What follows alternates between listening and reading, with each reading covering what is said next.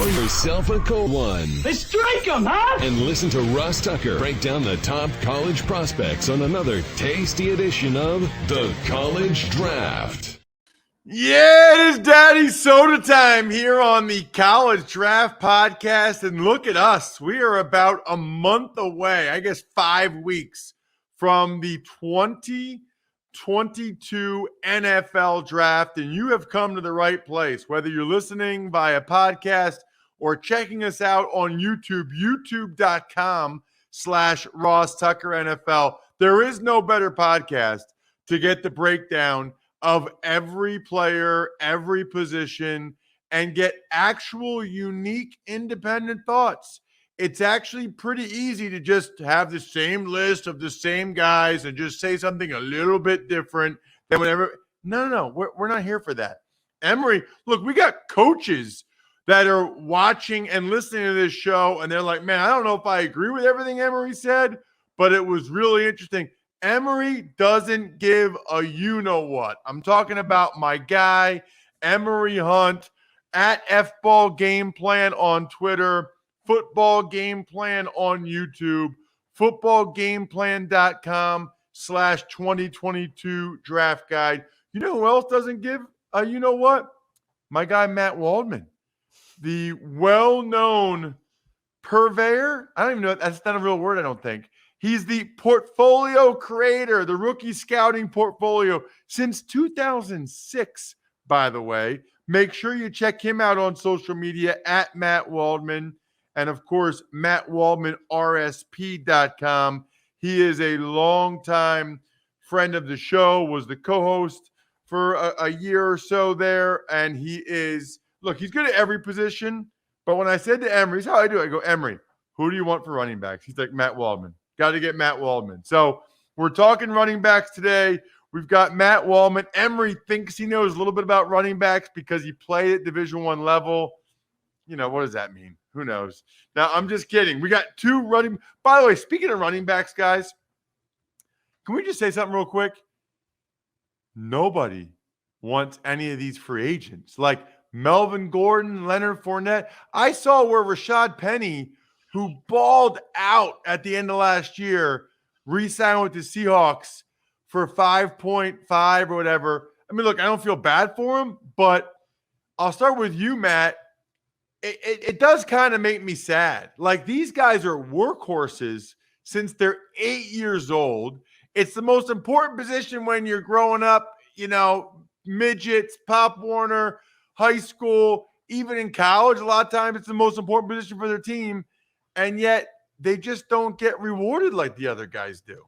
Yeah, it's kind of like the figurehead position of what the essence of football has always been about, you know, because but at the same time, it's kind of drowned in the background due to, you know, basically looking at the turnover at the position and you know, everything that we see, you know, with the advent of the passing game. But you know, at the same time, when you have a top running back gelling with a great offensive line, it's so hard to beat. But there's so much talent at the position, I would argue, that with that turnover and that talent every year, it's like going into an audition and like Robert De Niro, Al Pacino, and you know, Gary Oldman and everybody, you know, Denzel Washington and, you know, and Idris Elba all in the same room waiting for that same part, you know. And every year there's like another dozen guys coming in who have that kind of potential and ability. And I think that's what drives the price down a little bit more. And people say it's because it's not as important.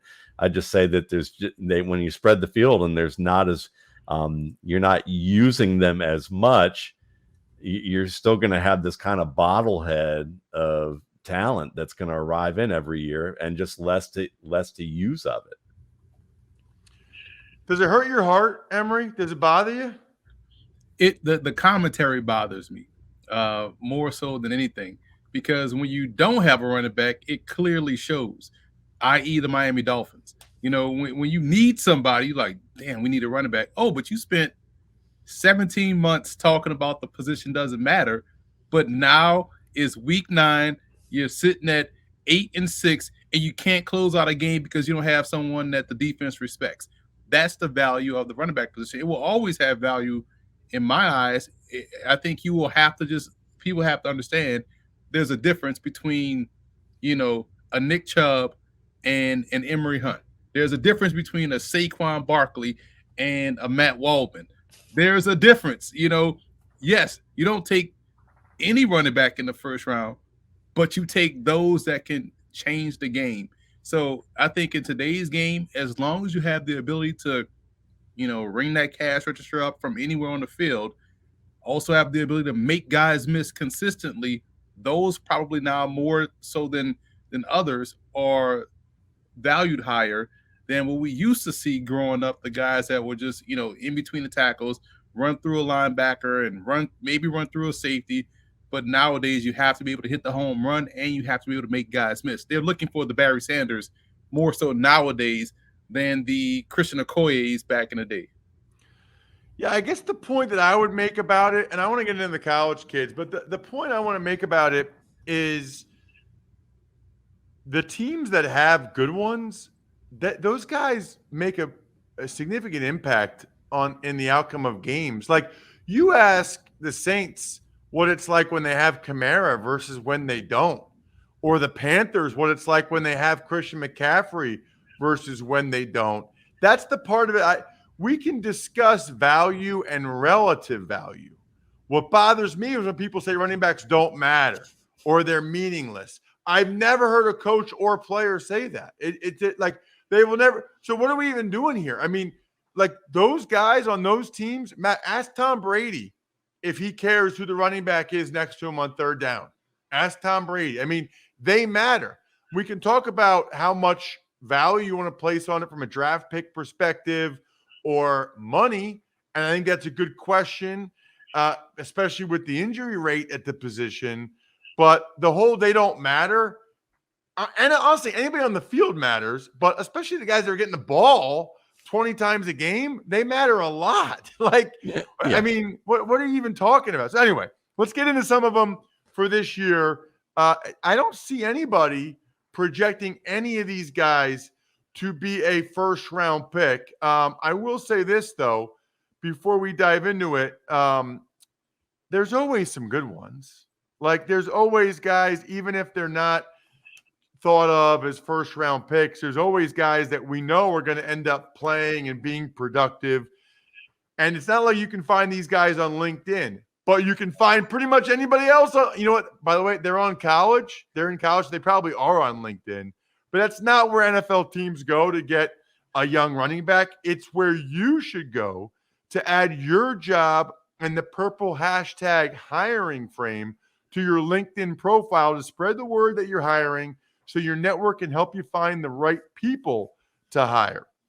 They have simple tools like screening questions, make it easy to focus on candidates with just the right skills and experience so you can quickly prioritize who you'd like to interview and hire. There's a reason why small businesses like Football Game Plan, like Rookie Scouting Portfolio, rate LinkedIn Jobs #1 in delivering quality hires versus leading competitors. LinkedIn Jobs helps you find the candidates you want to talk to faster. Every week, nearly 40 million job seekers visit LinkedIn, which is bananas.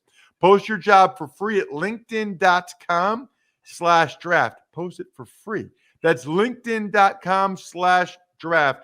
Terms and conditions apply. All right, Emory, I know you're not messing with me. I know this is how you really feel.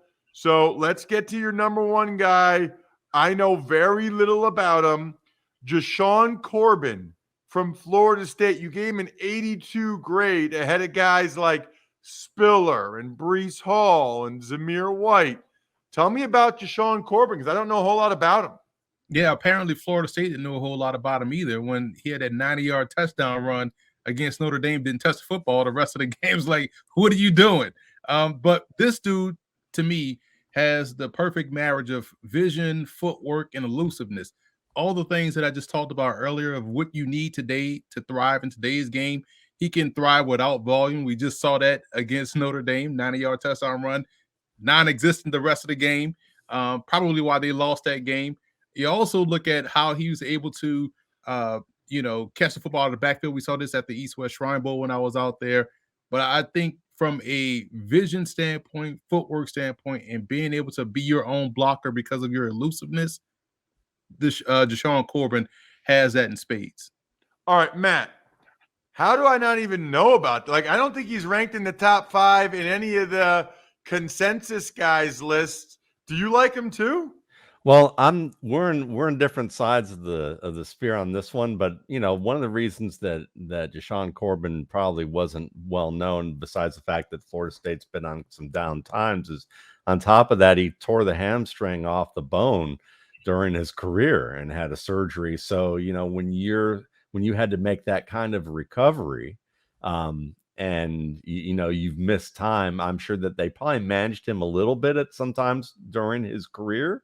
But then on top of it too, when you're playing from behind a fair bit too, you're not going to see the kind of numbers that maybe get people's attention on that level. But certainly, anybody who can score from anywhere on the field and who can create on the level that he creates, is going to get some positive attention from people who watch the film.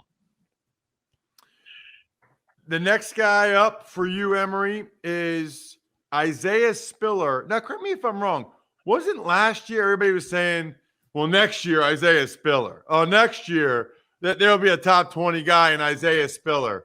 I think I remember people acting like, well, next year they got a first-round guy for sure. And Isaiah, what happened to him, Emory? Bijan Robinson, because that became the new guy that everybody wanted to talk about. Oh, well, I mean, next year you got Bijan Robinson. So it's prospect fatigue. You see it with quarterbacks. You see it with, defensive linemen with Kayvon Thibodeau. People just get tired of talking about the same guy. But Spiller, to me, is still a foundational back. He reminds me a lot of Jeremy Hill when he was coming out of LSU. Taller back, good vision, good footwork, a downfield threat in the passing game, not your meets expectations type runner in terms of catching the football, your swings, screens, flares, and flats. You can send him downfield in the passing game and he can be effective. So to me, he is still someone that can dot that I and carry the load. We saw this at Texas A&M when that position used to mean something at Texas A&M. Matt?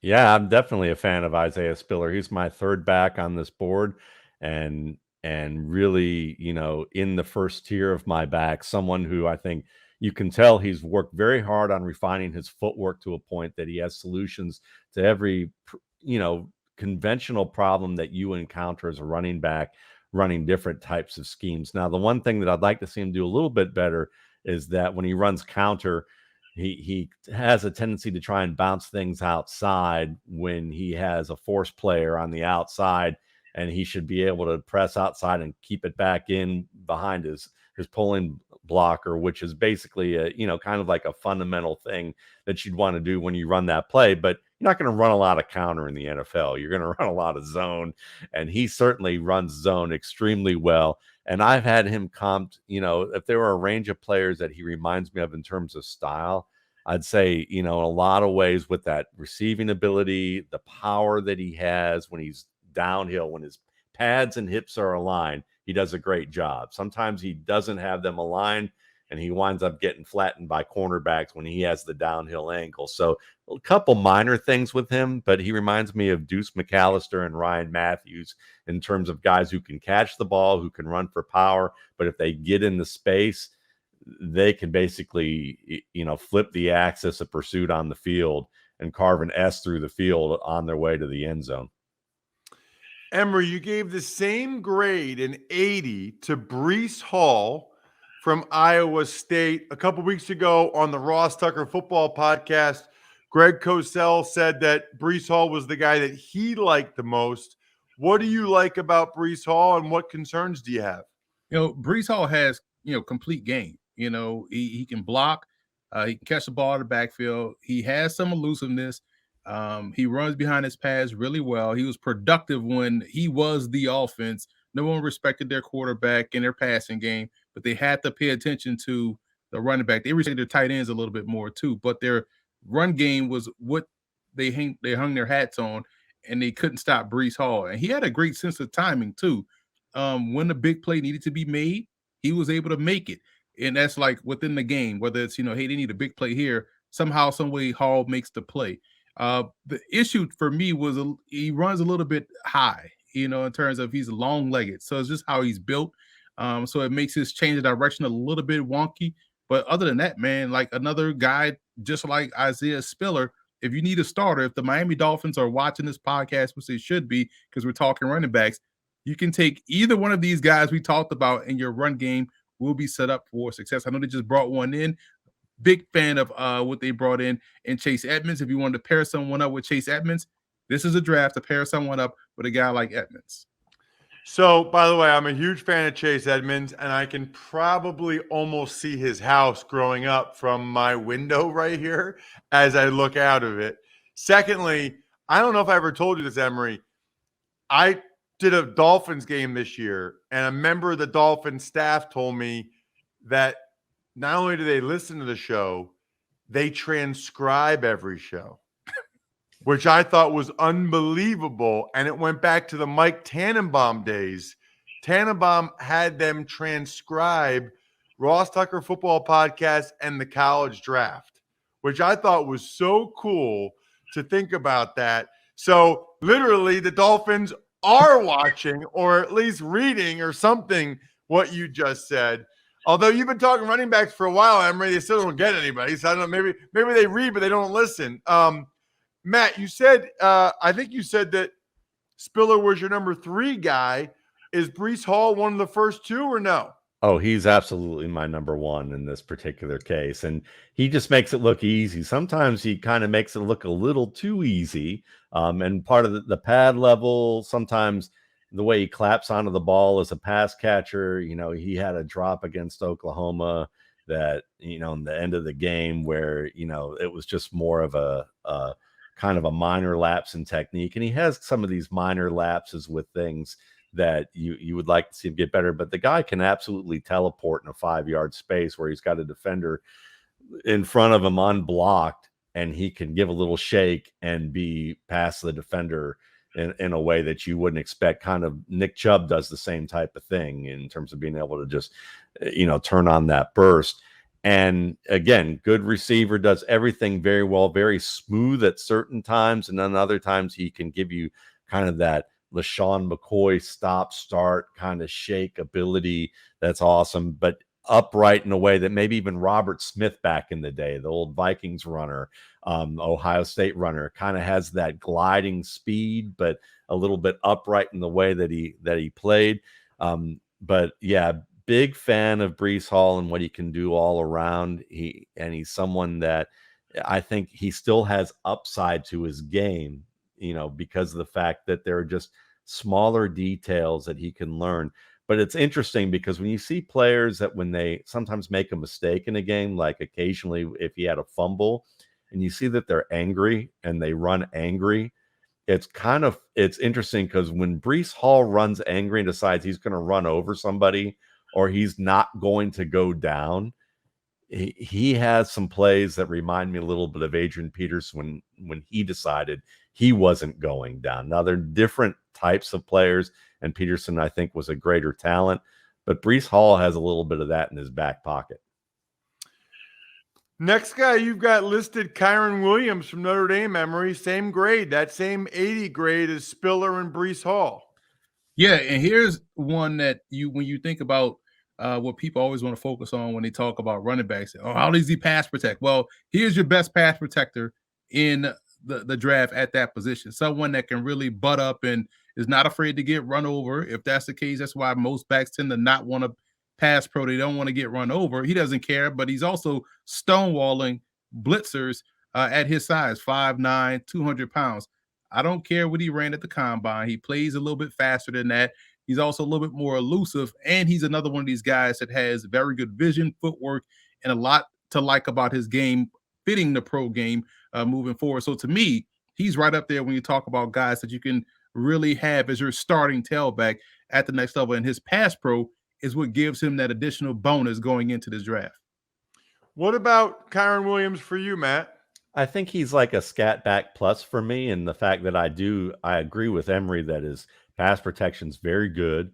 He can definitely stone people. He's a very good receiver. He's got some route running skill with that stop start ability and ability to layer moves in a quick, efficient way to get downhill. the thing that when I watch him that concerns me is he's a little bit more of a guy who runs to open space as opposed to runs to open leverage. So, the difference being that when you run to open space, sometimes you wind up cutting into an oncoming defender if you're not looking at maybe the design of the play and reading the leverage of what's favorable leverage and what's not favorable leverage. And I look at his game, and there are a lot of times where I feel like he's more running what people say running back is a very instinctive position, and I would argue that it's a position where you learn a lot of skills to where you perform them at the speed of instinct, but that's a difference. And part of it is how you read blocks at the line, and you're reading, you're basically reading color and reading where helmets are and where hips are aligned to the blockers that are in front of you, and being able to incorporate keys, pre-snap, post-snap, alignments of defenders, things like that, and manage down and distance situations. And when I look at that aspect of it, that higher level of vision, I think there's still some work for him to do there. He's not in my top 5, but certainly I can understand, as someone who needs to be able to create in space, who can be good in the passing game, he has those tools. What about Zamir White? There's a couple of Georgia backs, Emory, in this draft. James Cook as well. But Zamir White is your number 5 guy. Yeah, and Zamir White, to me, and you really can't ask these prospects to go back in time, but to see Zamir White coming out of high school is the different Zamir White we're seeing today. But we're seeing seeds of that. It's almost like when Nick Chubb was pre-injury, we're starting to see, well, we've seen that in the NFL, what Nick Chubb looked like prior to him tearing his ACL, right? So Zamir White had unfortunate back-to-back knee injuries. And now we're starting to see him be a little bit more comfortable. You see the explosiveness start to come back. And you love the fact that he is someone, to me, that is like Frank Gore, where he is gaining yards consistently. He wants to be better. He wants to be good. He wants to prove that he can catch the football out of the backfield, which he did at the Combine. Didn't do a lot of it at Georgia. And I think also he does enough in pass pro to where you can trust him out there. But you love the passion that he plays with. You love the fact that he's someone that has overcome adversity. And he has had a clean bill of health, knock on wood, since, the unfortunate coming into Georgia. But since then, he's been just fine. And I think he's someone that is a starter in the NFL, at the position. And I think he's going to have a long career with how well he's playing the game. Matt, what do you think of White? I have him 5th on my board as well. And he's someone who he's a tough runner with very efficient movement. And I like guys who have that efficient movement because, like Gore, you can look at a guy like, say, Anthony McFarland as an example, who's out of Maryland, who's with the Steelers. And I remember a couple of years ago watching McFarland run a play against Jacksonville where he tries to bounce a play outside due to or away from penetration on the left side, and then runs into penetration off the right side. And you could see that the way that he moved was so dynamic that he ran himself into trouble. And I thought to myself, I was watching on Sunday and I thought, I wonder what Frank Gore would do in that situation. And then I go to watch his game, first 2 plays with Frank Gore against the Chargers, same exact thing happens to him. He gains 15 yards and his movements were like just very efficient. They were teaching tape for running back with how you use your feet. You don't always have to make the Barry Sanders moves. That's great to be able to do, but you want to be able to save space and time so that you can be able to avoid people and get downhill fast. And Zamir White does that extremely well. He runs with the power of a guy 20 pounds heavier than he is because of great body lean and pad level so that he can get the leverage he needs, especially with that downhill, burst that he has. And he's someone, like Emory said, competent blocker. A little bit of issue I see with him tracking angles. He seems like a half step to a step behind with certain angles coming from the outside, but he picks up twists really well. And he can take it to a defensive lineman or a larger linebacker, at least long enough that maybe a quarterback on a 3-step drop, he knows if White's got to take him, that he knows he's got to get rid of that ball, but he'll have that time to do it on a 3-step drop, which is more than enough that you'd want to ask for from a running back if he's in a one-on-one situation like that. So yeah, I think he can get better as a receiver, but the skills are there. He's from even last year, 2 years ago, he looks like the definition of an NFL running back in terms of the decision making, the pad level, the contact balance, and the burst. Very curious, Matt, to hear which guy you had in your top 2 that's not in Emory's top 5. But first, DraftKings, the leading sportsbook app, is here to help you and your friends get in the game with different ways to fund your DraftKings account. Now, you can fund your DraftKings account with cash. Just sign up in the DraftKings Sportsbook app, select Fund with Cash in the payment section, get a digital barcode, then take your cash and barcode to any one of thousands of participating stores. Super easy. While you're there, pick up some DraftKings gift cards. That's what you guys should get. The Rookie Scouting Portfolio, Football Game Plan Draft Guide, and DraftKings gift cards. Don't know what to get your buddy for his birthday? DraftKings gift card. Your mom for Mother's Day, you know that's what she wants. You know she wants a DraftKings gift card. Just visit DraftKingsGiftCard.com to find a participating store near you. March is here. Get in the game with these 2 awesome, fun, and easy account funding options. Who is it, Matt? Who is your number 1, or I guess your number 2 guy? Because you said Spiller was 3. You said Hall was 1. Deductive reasoning. Who's your number 2 guy and why? Yeah, Kenneth Walker out of Michigan State, the former Wake Forest back. 5'9", 211, very smart runner, excellent footwork. He has that speed. I think he can run in any blocking scheme that you need him to do. He's patient on the outside, a masterful run against Penn State in the snow on the outside in terms of being able to set up the perimeter the way he does. He can catch the ball. He's someone that I think picks up inside blitzes pretty well, and maybe multiple blitzes coming at one at the same time confuse him a little bit, but they do with most college running backs at this stage. And certainly he reminds me a lot of J.K. Dobbins, same type of quickness, toughness to be able to at least take it into inside. He may not be a, multiple tackle breaker on a play on a regular basis, but, low center of gravity. A big fan of what I see with his game, and he certainly has the speed to take it to the house. Emory, why do you hate Kenneth Walker?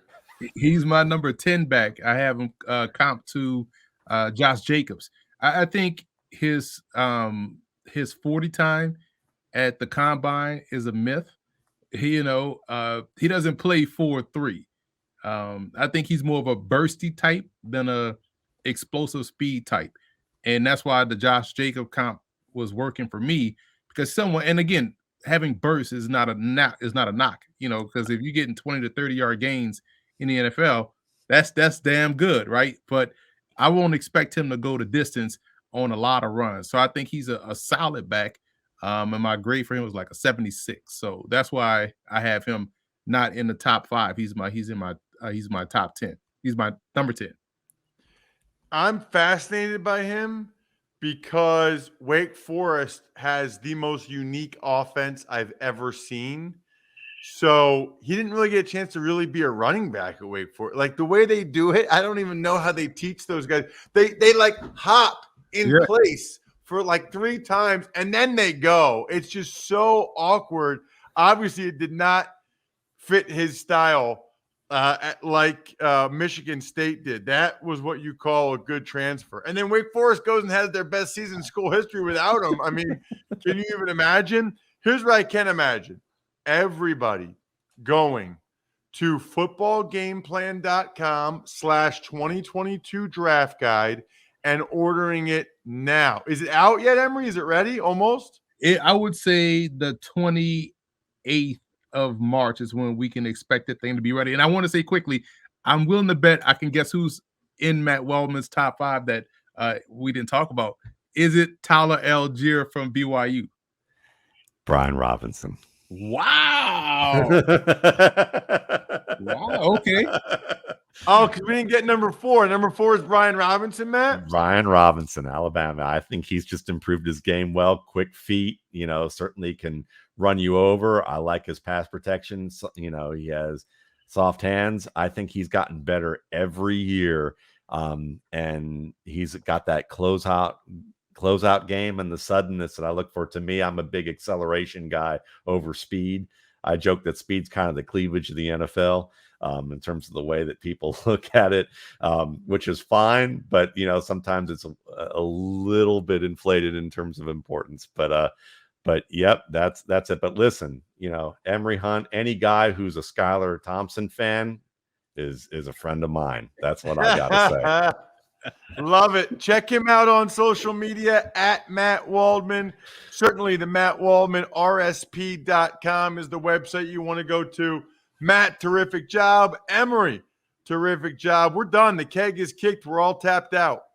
Thanks for listening to the College Draft Podcast. Make sure to also subscribe to the Ross Tucker Football Podcast, Fantasy Feast, Even Money, and The Business of Sports. All available at Apple Podcasts, rosstucker.com, or wherever podcasts can be found.